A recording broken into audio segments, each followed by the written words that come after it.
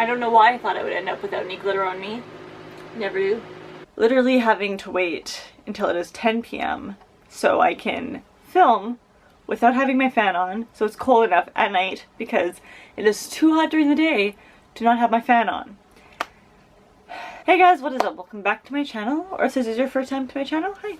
My name's Sarah. My channel is kind of a cluster of videos, anywhere from like lifestyle to beauty to DIY, etc. For today's video, I'm going to be doing yet another decluttering on my channel. Specifically today is going to be eyeshadows. Not like palettes, because I've already done palettes. If you guys would like to see that, I will leave it in the description box down below. And these are not going to be like single shadows per se, like not a custom Z palette kind of deal, but like it's going to be cream shadows and liquid shadows and jelly much eyeshadows, shadows that have their own kind of compact. So like the rest of these declutter videos on my channel, not only am I going through them deciding what I want to donate to either a women's shelter or give away to my friends, and also what is cruelty free. What is meant by cruelty free, if you guys don't know, is that the brand itself does not test on animals. This does not mean that the product is vegan, but it does mean that the company does not test on animals and they do not aid in animal testing, so they don't pay other companies to test for them. And thirdly is they do not sell in China, as a lot of us, if not all of us, know that China does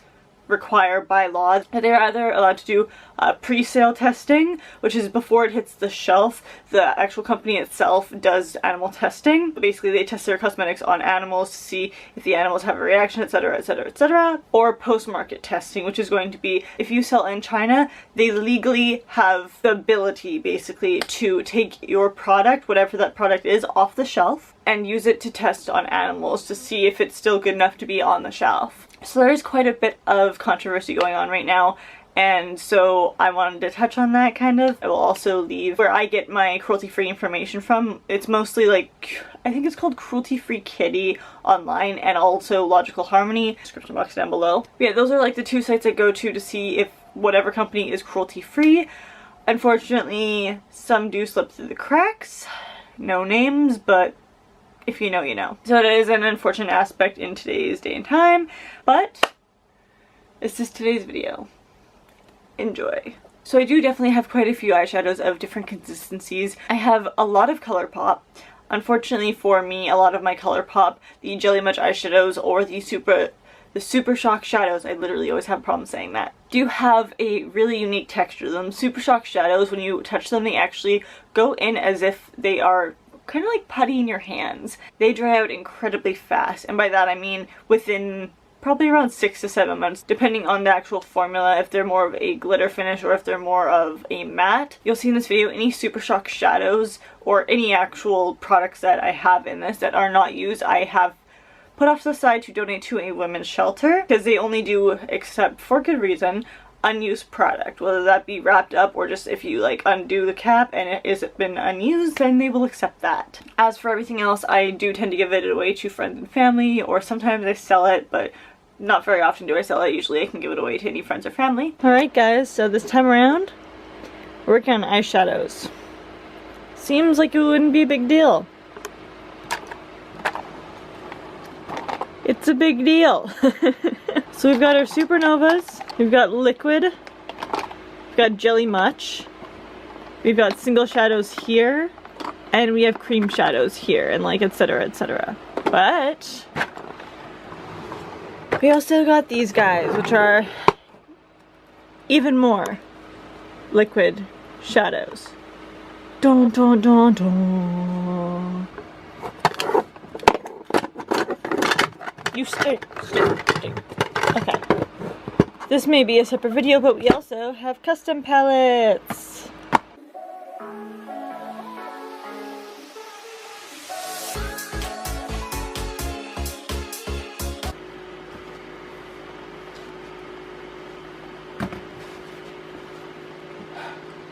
Alright, so as I'm going to be apologizing for pretty much every video from now until the end of spring and summer, I apologize about the fan noise if you can hear that, because damn is it ever hot, and if I don't have the fan going, it's gonna be even worse.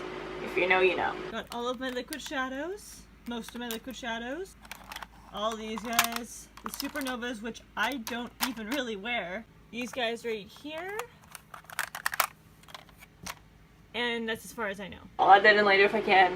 Don't know yet. We'll see. So I'm going to preface this by saying that the majority of this I'm pretty sure is going to be cruelty free as is. All of my liquid eyeshadows I know are to be cruelty free. We got ColourPop, we got some Black Moon, and then some Milani over here, and all those brands are already known to be cruelty free. So it's just basically at this point going to be more of what colors I want to keep, what colors I don't, versus actually keeping for the cruelty free aspect.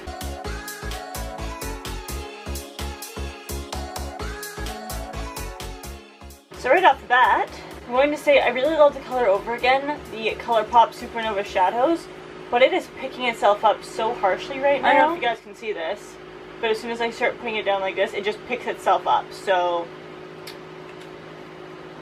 you're gone. First one, woo! Okay, so yeah, we gonna keep this because this is a fantastic cranberry shade, and that is like my go-to for the fall. This is LOML, which is Love of My Life.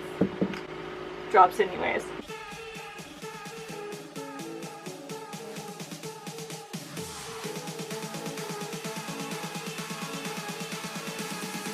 So as these are all pretty bronzy, I'm going to be keeping UF Woe because it has this like purpley glitter tones, and I think that's pretty cool in an eyeshadow.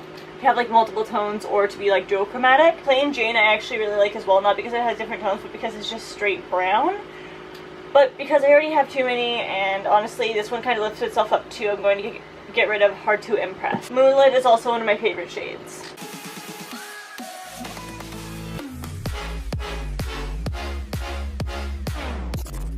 And apparently this one's incredibly dried out. Which really sucks because I think this was one of my favorite colors. This is a Constellation from ColourPop, and it's trash.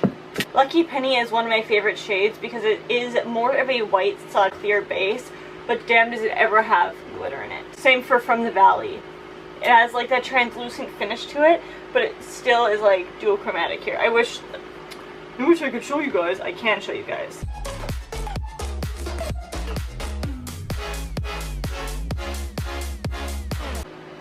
This is really upsetting to me. Like, these guys dry out so quickly, it's really sad. I haven't even had them for a year. And Astrology was one of my favorite shades. I might keep it. I might be able to do something with it. I don't know. You know what? Keeping Dragon, giving up Plain Jane. Firecracker because it has a pink flip. And you know me and my flips.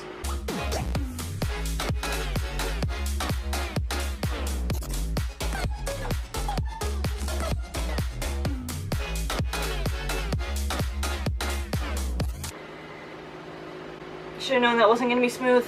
Should have known. I'm going to have glitter on my entire everything for years to come. I love being able to see. Like, what? First one to go. Next up are the Milani glitter eye toppers, or the Milani, I think they're just called eye toppers.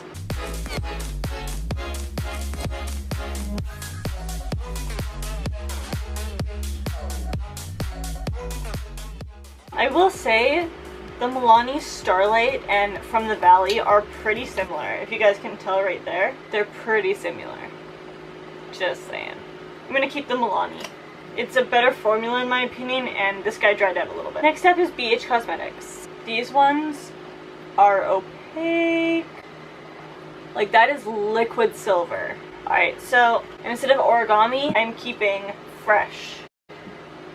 Because it has really cool undertones to it, aka like the duochromatic touch, and it hasn't dried out.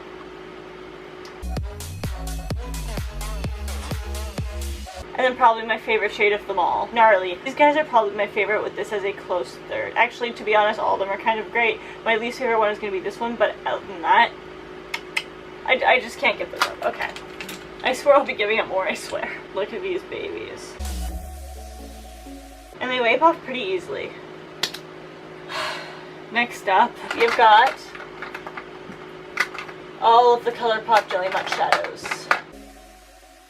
When these first came out, they were one of my favorite eyeshadow consistencies. However, with that being said, after they came out, and I had them in my arsenal for maybe maybe 6 months, I opened one up and it had almost completely dried out. Like, it still had the aspect to it, but I had to use a lot more to get the same amount of effort, I guess, from them. So I guess we'll see how this goes.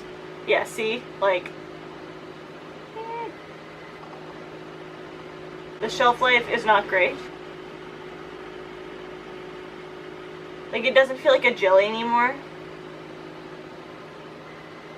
It almost feels like a wet pigment. You get kind of the same effect, but you really have to dig your fingers in there. And it's kind of flaky as well. And the point of this was to have no flakes or fallout. So...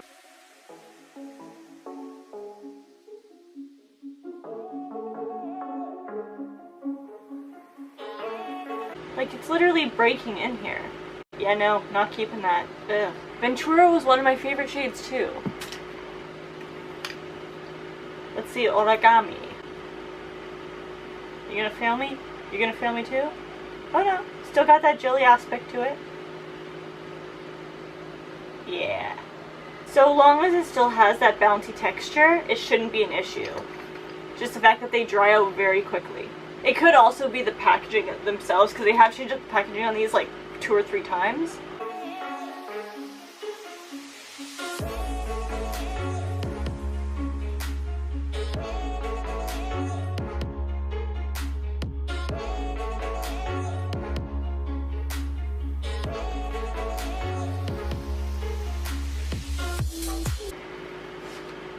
Here come the pins and needles.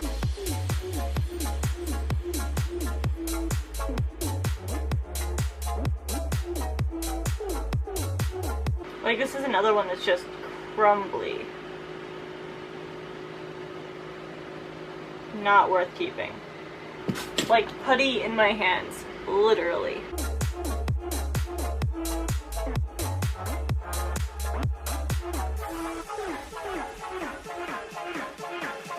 Like I said, really cool idea for a product. But the continuation is just, it was not thought through. Oh, there's a jelly I know. I almost feel obligated to keep these when they actually go through, but...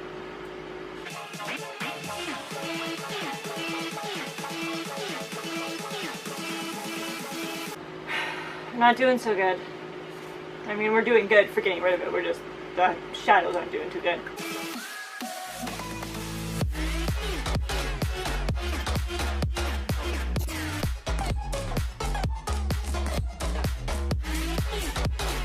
Bungalow was one of my favorite colors, and I think I might just keep it just in case I ever need to use it.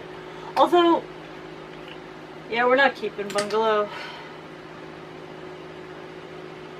It's too dry and I can't deal with it.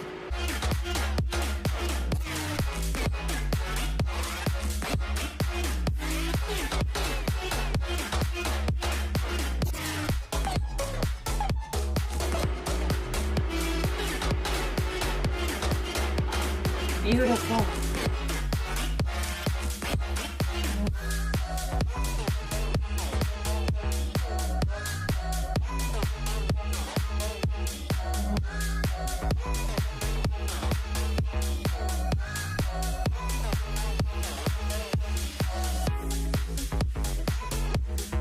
On to the Super Shocks. Now this is going to be a Super Shock highlighter, probably the only Super Shock highlighter I have, so I'm going to keep it just to keep it, even though you guys, if you've been on my channel for any amount of time, you know I don't even wear highlighters unless I'm doing a look that's like special effects, or I put it on my inner corner, but that's about it. Maybe keep this though. The reasoning for the Super Shocks is mostly that they're a really cool formula. That's why I have so many of them. They're a cool formula because they have that bouncy texture to them, but I mostly don't care for them because as the other ones, or as the Jelly Much eyeshadows, they dry out kind of quickly, and I also don't enjoy how they are applied because you have to apply them with your finger. You can't do it with a brush, or if you do it with a brush, you have to apply them almost the same way you would apply pigments. There's a lot of hand movement. I have hair all over me. So unless they're going to be like a cool duochromatic finish like everything in my life apparently, I'm not going to keep them, especially if they are unused like this guy. So the ones that are unused, obviously, as with the rest of my declutter videos, I'm going to be donating, which starts off the new pile. Oh. Then we got some pigments. That's another video.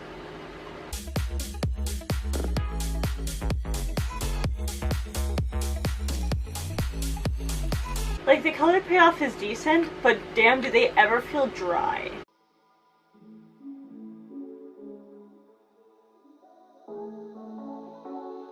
Telepathy is like the Super Shock Shadow version of origami, which I am totally here for. Like, so dry.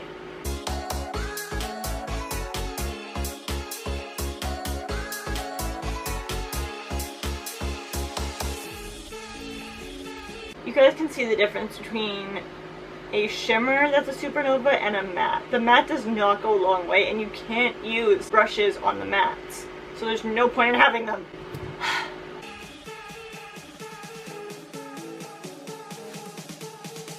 And then there's this guy, which is just like the creamiest thing I've ever had in my life. No dirty jokes this time. That's baby talk. That is probably one of the first Super Shock shadows I ever had, and it is so creamy still. Oh god, that's just awful. There is no balance to that texture. That's how it's supposed to be. You can literally see my fingerprint in it. Although I'm not a fan of that color.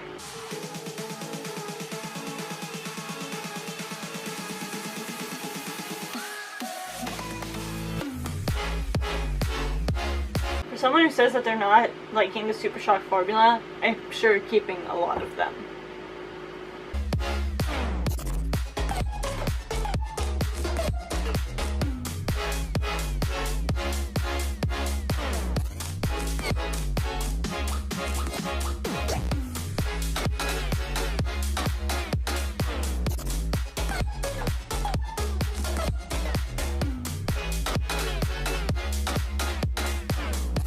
It's so dry it's skipping. Like me in school.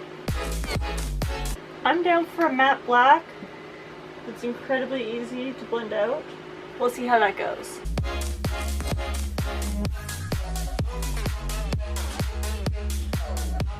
It's a shame, coconut was one of my favorite shades.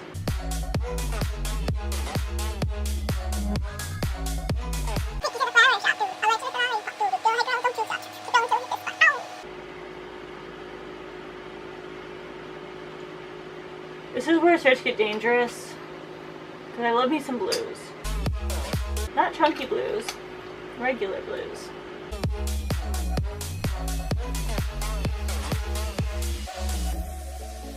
Reminds me of Once and Floral. Also reminds me of Once and Floral. Now there's no reason to go through my sugar pills, because I already know that I'm going to keep all of my sugar pills because they've got a bomb formula, they're vegan, they're cruelty free, and their sugar pill. The only bad thing about sugar pill is the fact that I can't depot them because I don't want to take the chance. Like, that is so unbelievably dusty and it is so unbelievably not worth it. Also, it's real color, so it's probably not cruelty free. Revlon is not cruelty free, so that's being donated. I don't remember these being very pigmented, so I guess we'll see. Yeah, they're mostly just dusty. But I wanted all rainbow colors until I found the NYX Ultimate Brights palette. Fun fact about me, my least favorite blue is a cobalt blue. It is so boring. I would say I may keep the green in this guy, but everyone else is donate. Then there's the really boring ones, which this guy right here, like a true beauty influencer, Girl Talk, was my first ever NYX eyeshadow before I even knew what NYX was. Like, I knew it was a makeup brand, but like, this was before I actually knew, and it is disgusting. Truly, truly gruesome. This was my second one, the one I actually used on my eyes, which is funny enough because it's not actually an eyeshadow, but I still love it as an eyeshadow. And we out.